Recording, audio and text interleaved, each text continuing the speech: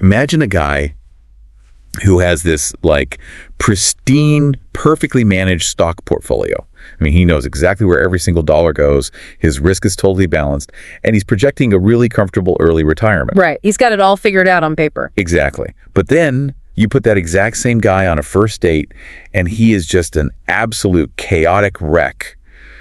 Anxious, seeking constant validation, and he completely abandons his boundaries the second things get, even slightly uncomfortable. Yeah, it's like a totally different person. And we usually think of those as two completely different problems, right? Like we treat financial discipline and emotional discipline as entirely different species of problems. Right. As if the person managing a spreadsheet is using a completely different brain than the person navigating a romantic conflict. Which brings us to today. Welcome to this deep dive. Today, we're looking right at you, the learner, because we have some truly surprising dots to connect here. We are digging into Dylan Thrasher's book, The Masculine Mind, Alpha Male Life Lessons on Careers, Money, Relationships, and Women. Quite a title. It is, yeah. And this text does something highly unusual. It basically merges dating and relationship philosophy directly with, hard-nosed financial and career mechanics. Right. So our mission today is to objectively unpack Thrasher's specific definition of the quote-unquote alpha male, which pushes back hard against the stereotypes you might be picturing, and explore how his rules for discipline and romance act as this mirror for his rules for the wallet. Yeah, and that objectivity you mentioned is crucial here. We really should offer a brief disclaimer before we get into the mechanics. Definitely. This source material contains some very strong, specific viewpoints on gender roles and modern society, views that are often associated with the manosphere. Right. And our goal in this deep dive isn't to endorse these views, nor is it to debate them.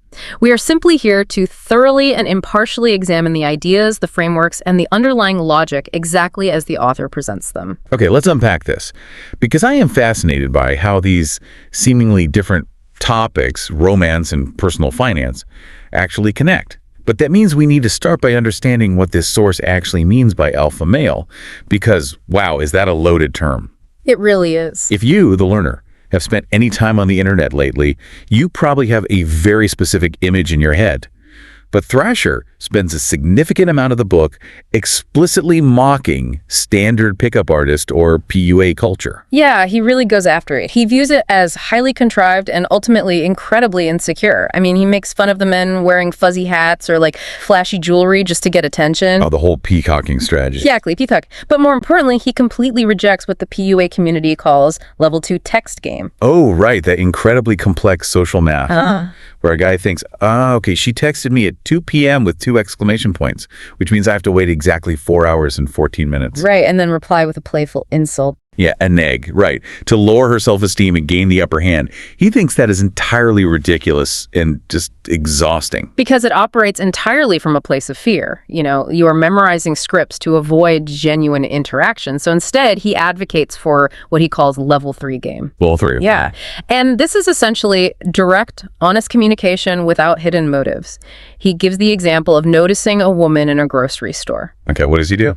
Well, a level 3 approach isn't running a rehearsed psychological routine. It's simply making an honest observation about, say, what's in her cart, having a genuine laugh, and confidently asking her out because he actually finds her interesting in that exact moment. It kind of reminds me of someone trying to play a video game by memorizing this massive, stressful sequence of cheat codes just to survive a level. That's the pickup artist. Right. Whereas Thrasher's level 3 is a guy who's just, playing the game naturally with the ultimate confidence that losing a round or getting rejected just doesn't matter. That is a great analogy, that indifference to the outcome is the core mechanism of his definition of confidence. Because he notes that, 70 to 90% of human communication is nonverbal, right? Exactly. It's body language. If you are internally terrified of hearing the word no, your physiology broadcasts that insecurity loudly, regardless of how clever your memorized line is.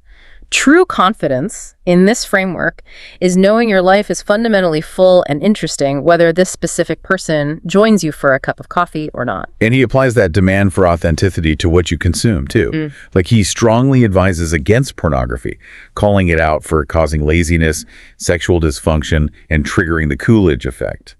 which is a term that gets thrown around a lot online, but the underlying biology of it is really what he's attacking here. Yes. What's fascinating here is how he frames the Coolidge effect. It's a biological phenomenon observed in mammalian species where males exhibit renewed sexual interest whenever introduced to a totally new receptive partner, even to the point of complete physical exhaustion. Right, because of the novelty. Exactly. And Thrasher argues that modern screens completely hijack this evolutionary glitch.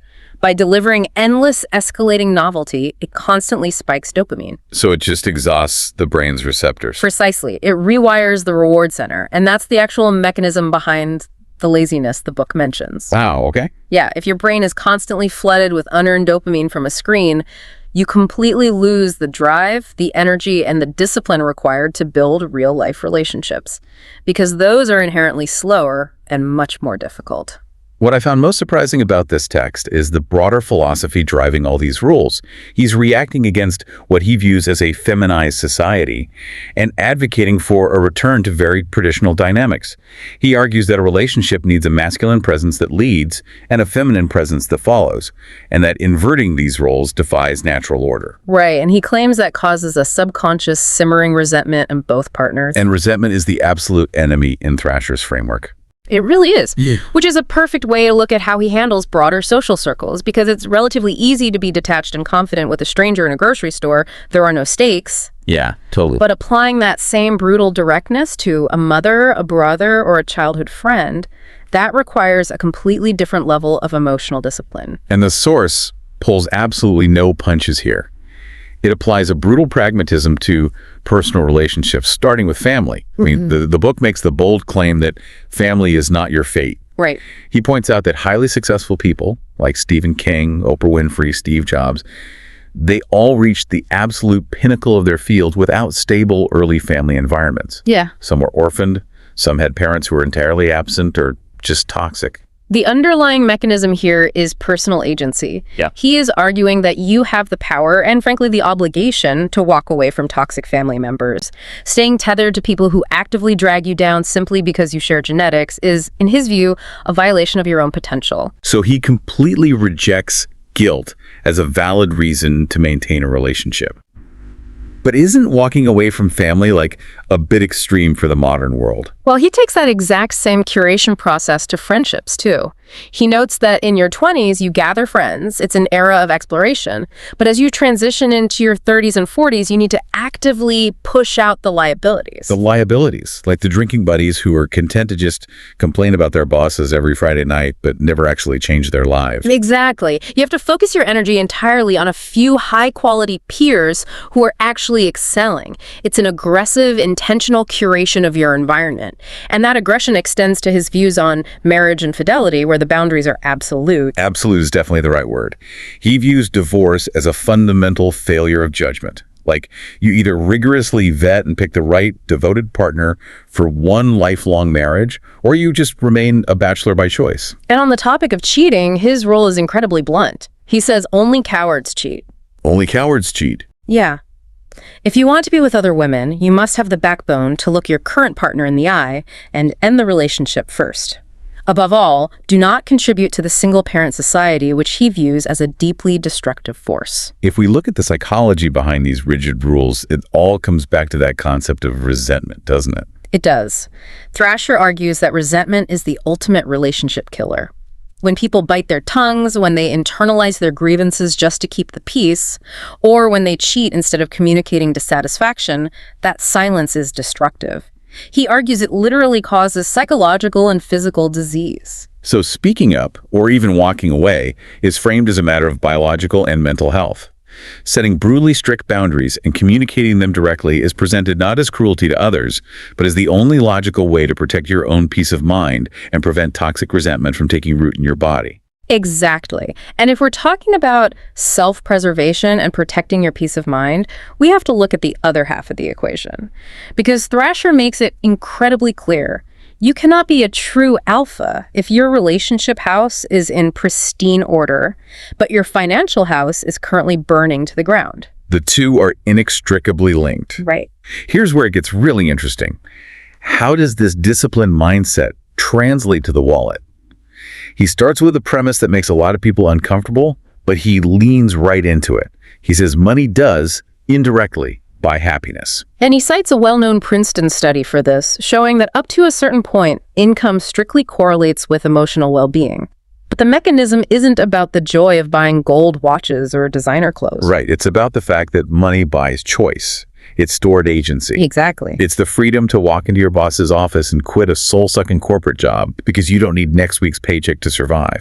It's the choice to access top-tier private healthcare immediately rather than waiting 6 months at the mercy of a restrictive HMO. But the danger, and where so many men fail in his view, is faking that wealth. He warns aggressively against becoming the $30,000 millionaire. Oh, the $30,000 millionaire. Yes, this is the guy making an average salary who leases a flashy BMW 3 Series just to project the illusion of status to strangers. And the book establishes a hard mathematical rule for this, doesn't it? The total value of your car should never exceed 1/4 of your annual salary. Right. It's like a Hollywood movie set. It looks like a glamorous mansion from the front, but if you look behind it, it's just held up by cheap 2x4s and duct tape. Leasing that BMW on a $30K salary is like taking strong painkillers for a broken leg, but refusing to put it in a cast. That is the perfect way to look at it. It temporarily numbs the deep insecurity of feeling inadequate, but it mathematically ensures you'll be limping financially for the rest of your life. If we connect this to the bigger picture, this is where the core philosophy of the book truly bridges the gap between romance and finance. It is entirely about emotional discipline, the exact same self-control required to not be emotionally needy and validation-seeking with a romantic partner. Is the exact same self-control required to not buy a luxury car you can't afford just to seek validation from people at a stoplight? Yes. It is the victory of an internal locus of control over the desperate need for external validation. And he brings that same ruthless discipline to the actual cost of dating. I mean, he tells men to stop wasting money trying to impress women with $200 dinners. He says an under $10 date like walking by the ocean and getting an ice cream is perfectly fine. But he's not just saying this to be cheap. The cheap date is a filtering mechanism. Right. It acts as an immediate psychological boundary test. It forces the connection to be about the individuals, not the capital expenditure. If a woman is offended by a coffee date, it immediately reveals a level of entitlement, and she filters herself out of his life without him having to spend a fortune to discover it. And speaking of capital, his rules for cohabitation are just as strictly filtered. Before you ever move in together, you must have a prenuptial agreement. And you have to sit down and thoroughly discuss your personal profit and loss statements and balance sheets. Again, preventing resentment. If you merge lives without understanding the financial realities of your partner, you are inviting chaos. So we've established that faking wealth with a leased BMW is a symptom of emotional neediness. But if we strip away the fake status symbols, what are the actual mechanics of building real wealth in this framework? Right. How does this guy actually hustle? Well, the financial strategy he lays out is incredibly aggressive. Thrasher completely rejects the standard financial advisor advice of saving 10 to 15% of your income. Which is what everyone tells you to do. Exactly. But he demands saving 20 to 30%.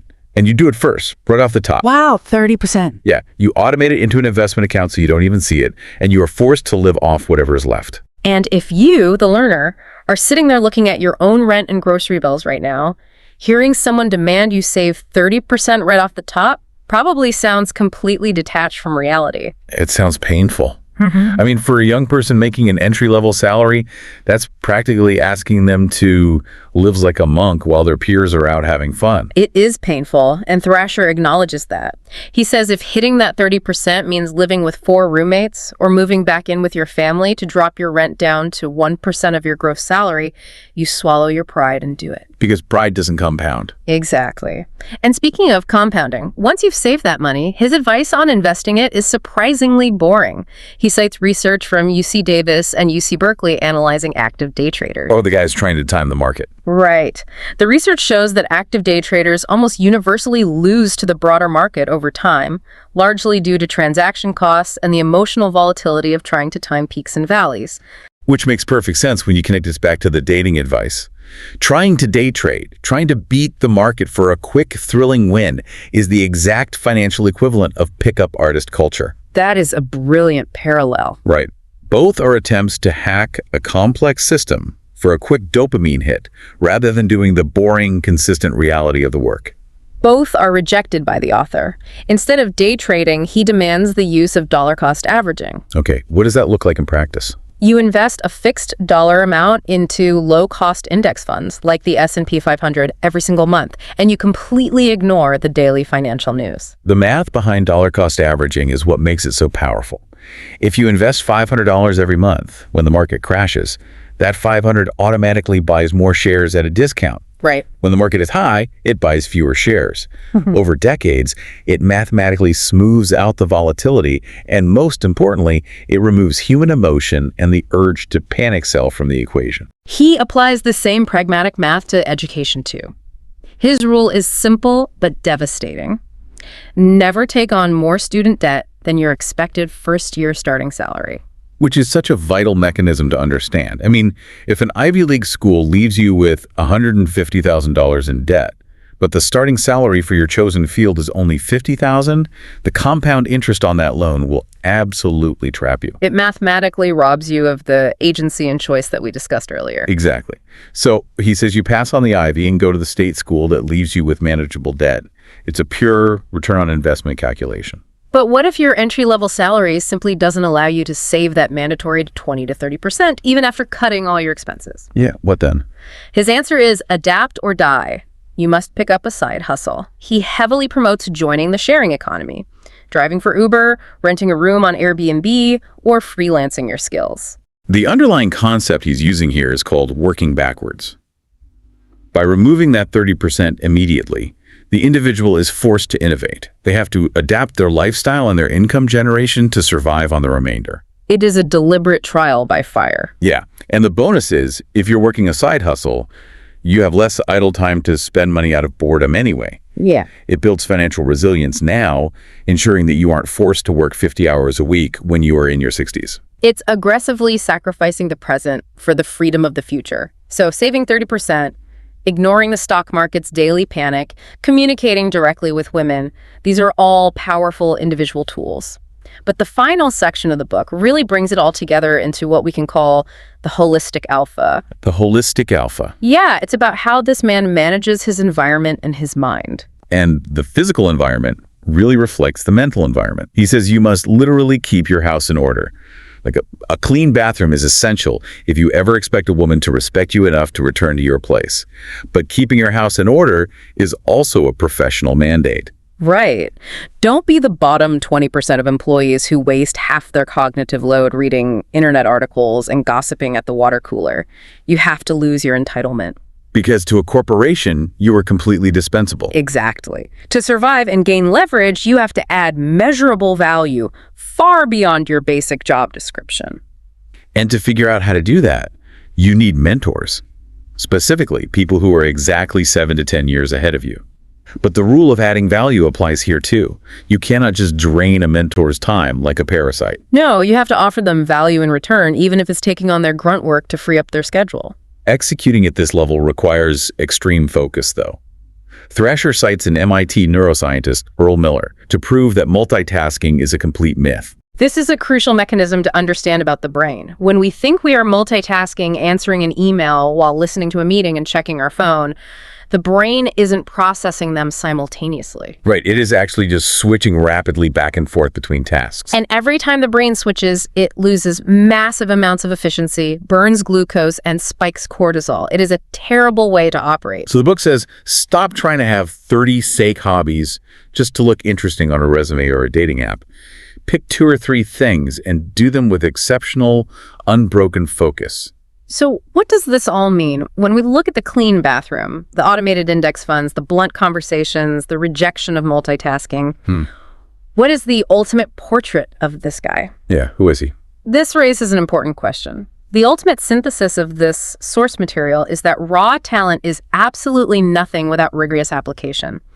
The author's version of an alpha male isn't the loudmouth at the bar picking fights, and it isn't the guy showing off a leased car. It is someone practicing extreme, quiet self-accountability in every single facet of their life. It's treating your own life like a business that simply cannot afford to fail. Exactly. Every single choice, the words you use to approach a stranger, the percentage of your paycheck you automate into savings, the people you allow into your inner circle is an active decision to either add value to your life or subtract from it. So let's briefly recap the blueprint we've uncovered today. The source material constructs this life by demanding a total rejection of standard societal scripts. It means replacing manipulative pickup lines with unapologetically direct communication. Right. It means recognizing that the endless novelty of screens rewires your brain for laziness. It requires rejecting the urge to show off, aggressively saving and investing 30% of your income through dollar-cost averaging, demanding strict boundaries with toxic family and unmotivated friends, and maintaining an almost monastic level of personal discipline in your daily habits. It is a comprehensive architectural plan for radical self-reliance. Which leaves us with a final, slightly provocative thought for you, the learner, to mull over today. If achieving this idealized state requires rejecting so many common societal norms, if you have to ignore standard consumer habits, suppress the urge to emotionally vent, cut out average friends, and walk away from family members who drag you down, does achieving this total self-reliance actually isolate a person? It's the ultimate paradox of the book's philosophy. Does building emotional and financial walls that high leave you totally alone inside the fortress? Or is that exact, unshakable independence the only way to finally step out of the fortress and connect with others authentically, simply because you no longer need them to validate you or pay your bills? That is the question. We started by talking about living on a Hollywood movie, set faking the wealth with a car lease, faking the confidence with a memorized script. Thrasher's basically saying, tear down the fake set. Yeah, tear it down. It takes years of boring, quiet discipline to build a real house out of brick. But once it's built, no breeze is going to knock it down. Absolutely. Thank you for taking this deep dive with us. The tools to navigate this material and maybe build something real of your own are now in your hands.